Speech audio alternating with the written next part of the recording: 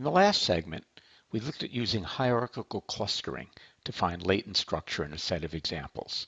In this segment, we're going to look at using k-means clustering to do the same thing.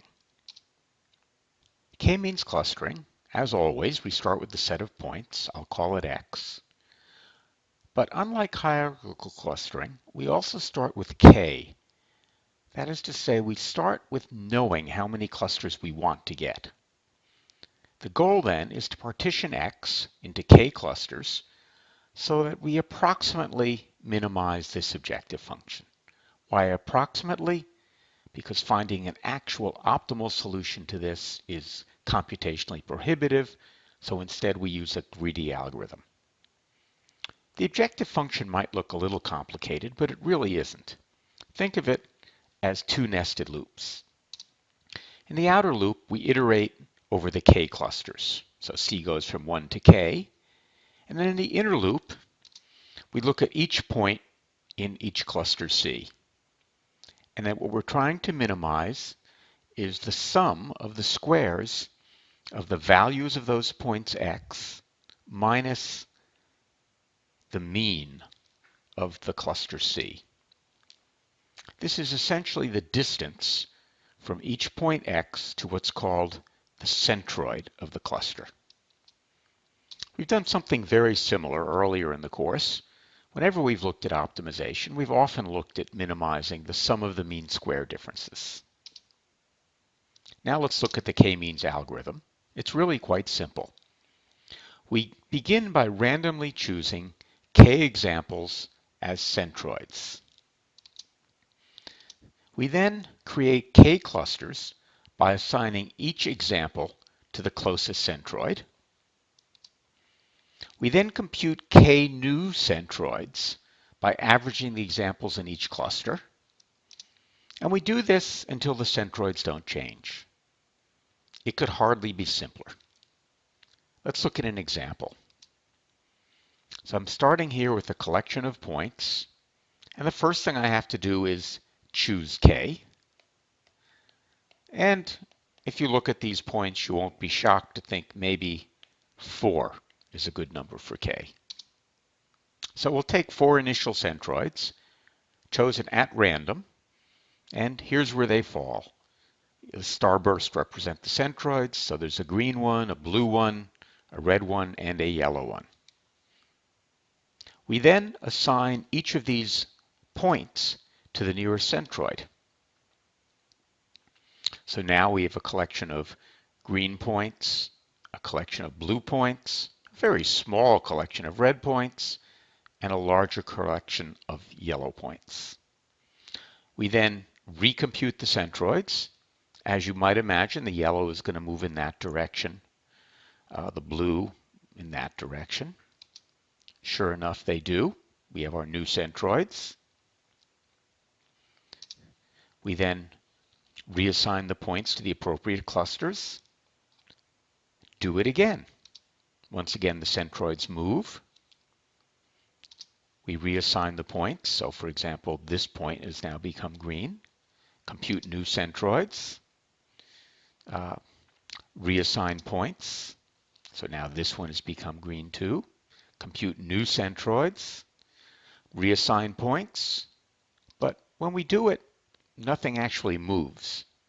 So we're done. There's no point in recomputing the centroids since they'll be the same as they were before. Very straightforward and quite efficient. And in this case, pretty good. I think we would all agree those are good clusters.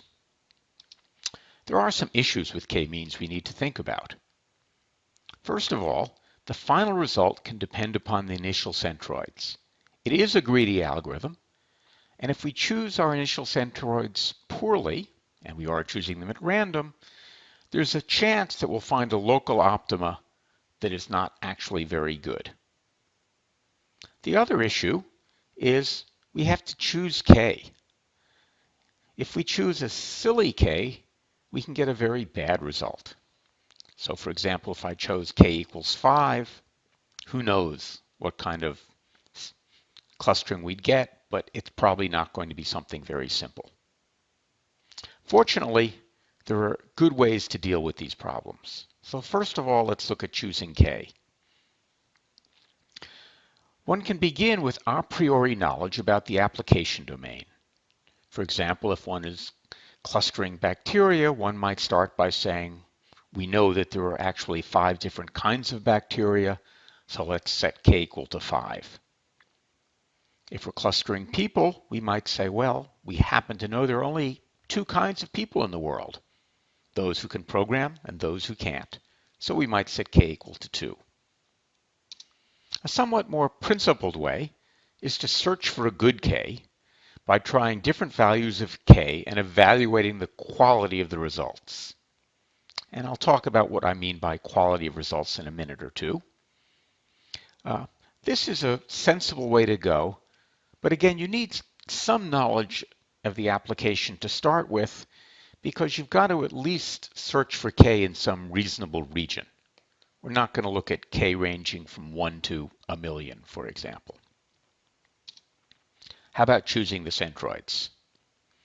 Well, again, the right thing to do here is to try multiple choices and then choose the best. All right, what do I mean by choose the best? Well, first let's look at the algorithm. We begin by choosing a random set of centroids and running k-means, and the first one we call will temporarily be our best. We then run through some number of trials, maybe 100. We choose a new set of centroids, get a new clustering, and then we compare that clustering to the previous best one.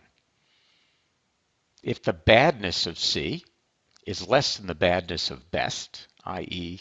C is better than the previous best, then we just reset best. What do we mean by badness? Well, exactly what we've meant before. We start by computing the variance of each cluster, and then the badness of the set of clusters is merely the sum of the variances. Let's conclude with a quick comparison of hierarchical and k-means clustering. In hierarchical clustering, we look at a different number of clusters ranging from 1 to n. This can be convenient because we get to see the entire dendrogram and we can choose the level that seems appropriate for the data. In contrast, k-means always gives us k clusters, and it goes through different ways of creating k clusters, and we can choose the one we like. The big problem with hierarchical clustering is that it is slow, and it can be painfully slow, as you might discover in an upcoming problem set. In contrast, k-means clustering is typically blazingly fast. Finally, hierarchical clustering is deterministic. Every time we run it, we get the same answer, whereas k-means clustering is non-deterministic. Potentially, we get a different answer every time we run it.